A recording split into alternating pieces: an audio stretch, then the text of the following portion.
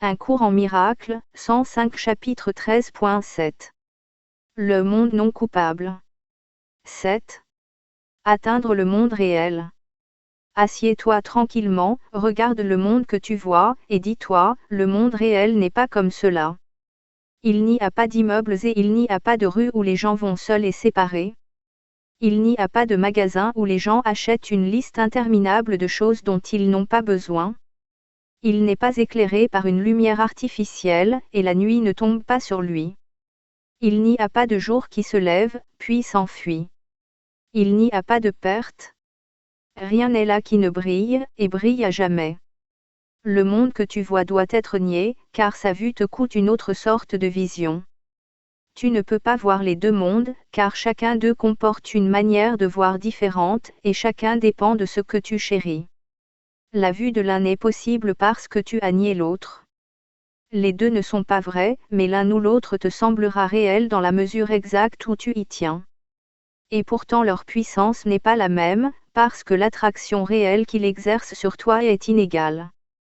Tu ne veux pas vraiment le monde que tu vois, car il t'a déçu depuis le commencement des temps.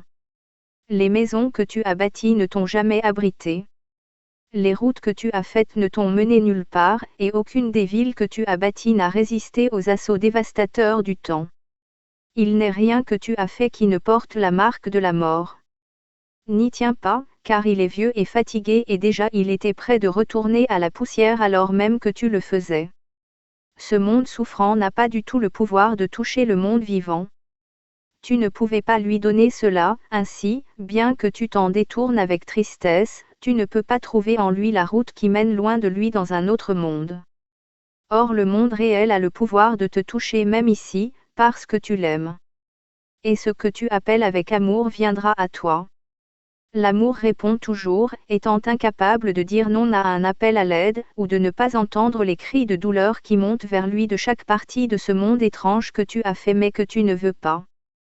Tout ce dont tu as besoin pour donner ce monde en joyeux échange de ce que tu n'as pas fait, c'est le désir d'apprendre que celui que tu as fait est faux. Tu t'es trompé au sujet du monde parce que tu t'es méjugé toi-même. À partir d'un point de référence aussi tordu, que pourrais-tu voir? Toute vue part de celui qui perçoit, qui juge de ce qui est vrai et de ce qui est faux. Et ce qu'il juge faux, il ne le voit pas. Toi qui voudrais juger de la réalité, tu ne peux pas la voir, car chaque fois que le jugement surgit, la réalité s'est esquivée. Ce qui est loin de l'esprit est loin des yeux, car ce qui est nié est là, mais n'est pas reconnu. Le Christ est encore là, bien que tu ne le connaisses pas. Son être ne dépend pas de ce que tu le reconnaisses. Il vit au-dedans de toi dans la quiétude du présent, et il attend que tu laisses le passé derrière toi pour entrer dans le monde qu'il t'offre avec amour. Il n'en est pas un en ce monde distrait qui n'ait entrevu autour de lui quelques aspects de l'autre monde. Or, tant qu'il accordera encore de la valeur au sien, il niera la vision de l'autre, soutenant qu'il aime ce qu'il n'aime pas et ne suivant pas la route que l'amour lui indique. L'amour conduit avec tant de joie. En le suivant, tu te réjouiras d'avoir trouvé sa compagnie et d'avoir appris de lui le chemin joyeux du retour chez toi. Tu n'attends que toi-même. Donner ce triste monde et échanger tes erreurs contre la paix de Dieu n'est que ta volonté. Et le Christ t'offrira toujours la volonté de Dieu, reconnaissant que tu la partages avec lui. C'est la volonté de Dieu que rien ne touche son Fils, sauf lui-même, et que rien d'autre ne s'approche de lui. Il est aussi à l'abri de la douleur que Dieu lui-même, qui veille sur lui en tout. Le monde autour de lui resplendit d'amour parce que Dieu l'a placé en lui-même, où la douleur n'est pas et où l'amour l'entoure sans fin et sans faille. Il ne peut jamais y avoir de trouble à sa paix. En parfaite santé d'esprit, il contemple l'amour, car il est tout autour de lui et au-dedans de lui. Il doit nier le monde de la souffrance dès l'instant qu'il perçoit les bras de l'amour autour de lui. Et de ce point de sécurité, il regarde quiètement tout autour de lui et reconnaît que le monde est un avec lui. La paix de Dieu surpasse ton intelligence uniquement dans le passé. Or elle est ici, et tu peux la comprendre maintenant. Dieu aime son Fils à jamais, et le Fils en retour aime son Père à jamais. Le monde réel est la voie qui te conduit au souvenir de la seule chose qui soit entièrement vraie et entièrement tienne. car tout le reste, tu te l'es prêté dans le temps, et cela s'effacera. Mais cette seule chose est toujours à toi, étant le don de Dieu à son Fils. Ta seule réalité t'a été donnée, et par elle Dieu t'a créé un avec lui. Tu rêveras d'abord de paix, puis tu t'y éveilleras. Ton premier échange de ce que tu as fait contre ce que tu veux est l'échange de cauchemars contre les rêves heureux de l'amour. En eux se trouvent tes perceptions vraies, car le Saint-Esprit corrige le monde des rêves, où est toute perception. La connaissance n'a pas besoin de correction. Or les rêves d'amour conduisent à la connaissance. En eux tu ne vois rien d'apeurant, et pour cette raison ils sont l'accueil que tu fais à la connaissance. L'amour attend l'accueil, point le temps, et le monde réel n'est que l'accueil que tu fais à ce qui a toujours été. Par conséquent l'appel de la joie est en lui, et ta réponse joyeuse est ton éveil à ce que tu n'as pas perdu. Loue donc le Père pour la parfaite santé d'esprit de son très saint Fils. Ton Père connaît que tu n'as besoin de rien. Il en est ainsi au ciel, car de quoi pourrais-tu avoir besoin dans l'éternité? Dans ton monde tu as besoin de choses. C'est un monde de manque dans lequel tu te trouves parce que tu as un manque. Or peux-tu te trouver toi-même dans un tel monde? Sans le Saint-Esprit la réponse serait non. Or à cause de lui la réponse est un joyeux oui. En tant que médiateur entre les deux mondes, il connaît ce dont tu as besoin et ce qui ne te blessera pas. Laisser entre tes mains, la propriété est un concept dangereux. L'ego veut avoir des choses pour le salut, car la possession est sa loi.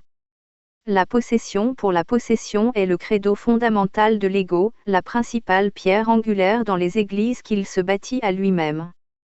Et à son autel il exige que tu déposes toutes les choses qu'il t'enjoint d'obtenir, de sorte que jamais tu n'y prends aucune joie. Tout ce dont l'ego te dit que tu as besoin te blessera.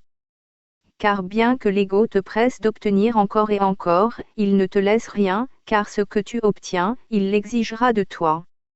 Et des mains même qui s'en sont emparées, cela sera arraché puis jeté dans la poussière.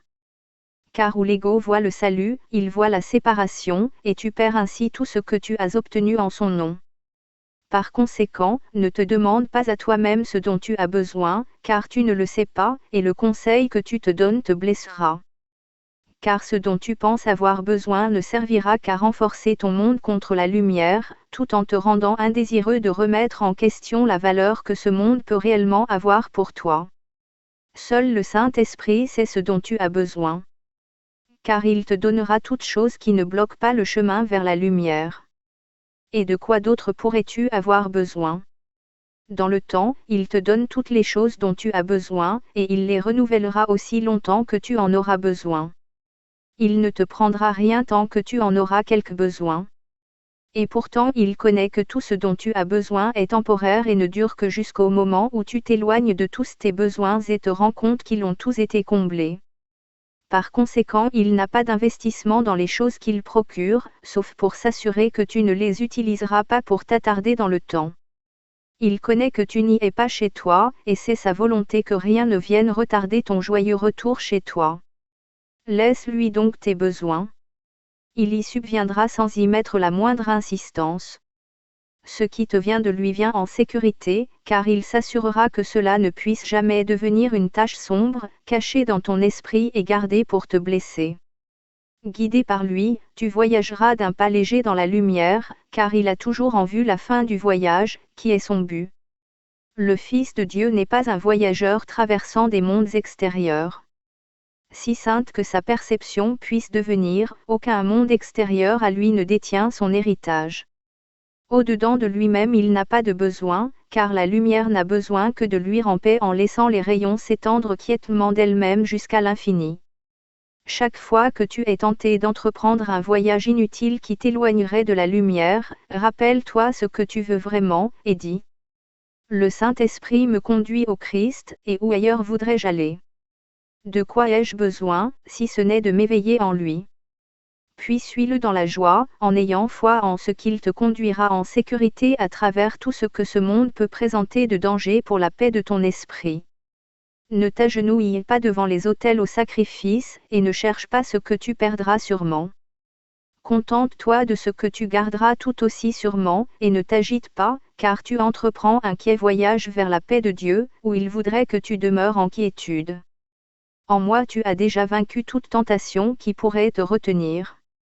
Nous marchons ensemble sur la voie de la quiétude qui est le dos de Dieu. Tiens à moi, car de quoi, sauf de tes frères, peux-tu avoir besoin? Nous te rendrons la paix d'esprit que nous devons trouver ensemble. Le Saint-Esprit t'enseignera à t'éveiller à nous et à toi-même. Voilà le seul besoin réel qui soit à combler dans le temps.